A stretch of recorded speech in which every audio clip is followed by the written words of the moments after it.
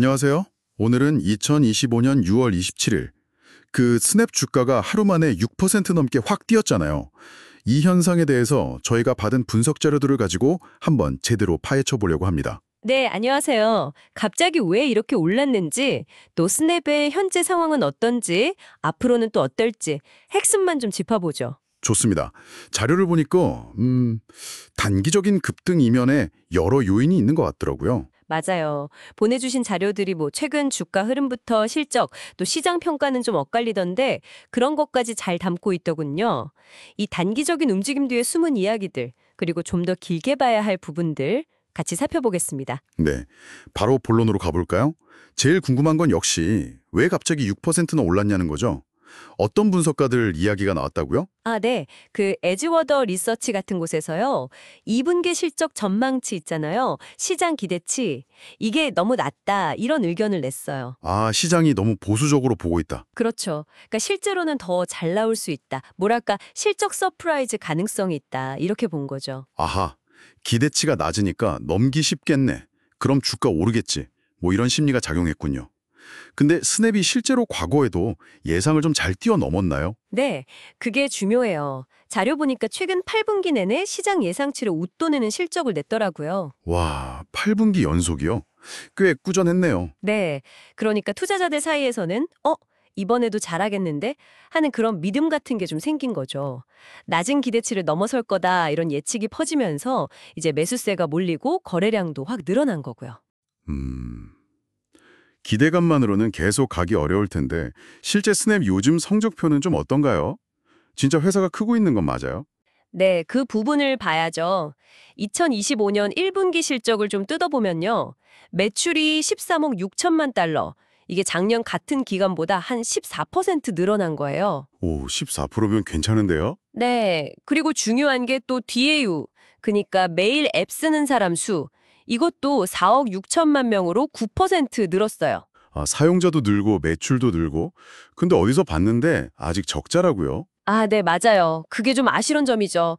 순손실이 한 1억 4천만 달러 났는데 그래도 작년보다는 54%나 줄어서 뭐랄까 개선은 되고 있어요. 아, 손실폭이 줄었다는 건 다행이네요.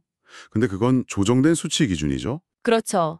갭이라고 공식 회계 기준으로는 여전히 적자 상태이긴 합니다. 그럼 그 매출 성장은 어디서 온 건가요? 광고인가요? 네, 주로 DR 광고라고 하죠.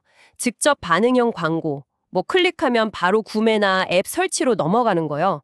그쪽 성과가 좋았고 또 중소기업 광고주들을 많이 늘렸다고 해요. 아, 중소기업 쪽에서? 네. 그리고 또 하나 주목할 게 스냅챗 플러스 있잖아요. 유료 구독 서비스?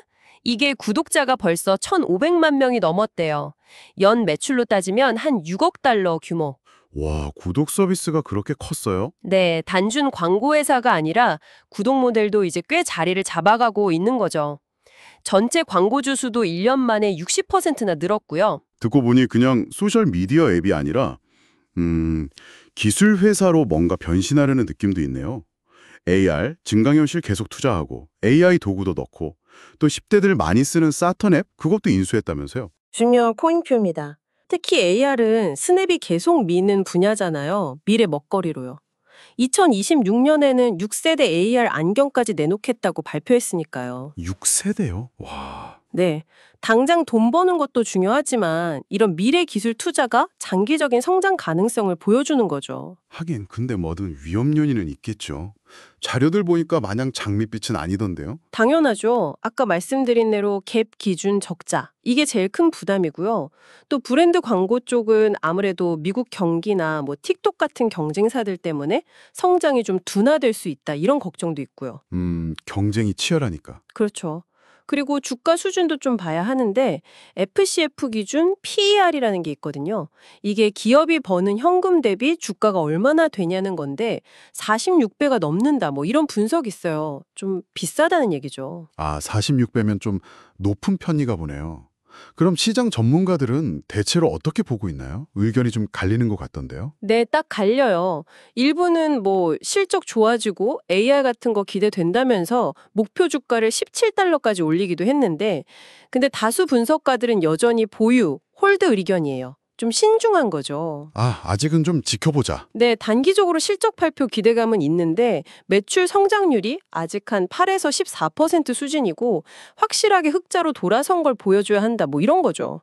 결국은 숫자로 증명해라 이겁니다. 네. 오늘 이야기 쭉 들어보니까 스냅 주가 급등은 일단 낮은 기대치, 그리고 과거 실적이 좋았다는 점, 이런 단기적인 기대감이 좀 크게 작용한 것 같네요. 스냅챗 플러스 성장이나 AR 같은 미래 기술은 되게 흥미로운데 당장 수익성은 아직 숙제고요. 맞습니다. 그래서 단기적인 주가 움직임만 볼 게 아니라 이 회사의 진짜 체력, 펀더멘털이 어떻게 변하는지를 길게 봐야 할 것 같아요. 그 균형이 중요하죠. 여기서 여러분께 한번 마지막으로 질문을 던져보고 싶어요. 스냅이 되게 집중하는 젊은 세대, 그리고 그들이 좋아하는 AR 기술, 이게 앞으로 우리가 소통하고 정보를 얻는 방식을 얼마나 바꿀 수 있을까요? 그냥 한 기업의 주가, 이걸 넘어서서요. 이 기술들이 만들어갈 미래 사회의 모습까지 한번 상상해 보는 건 어떨까 싶네요.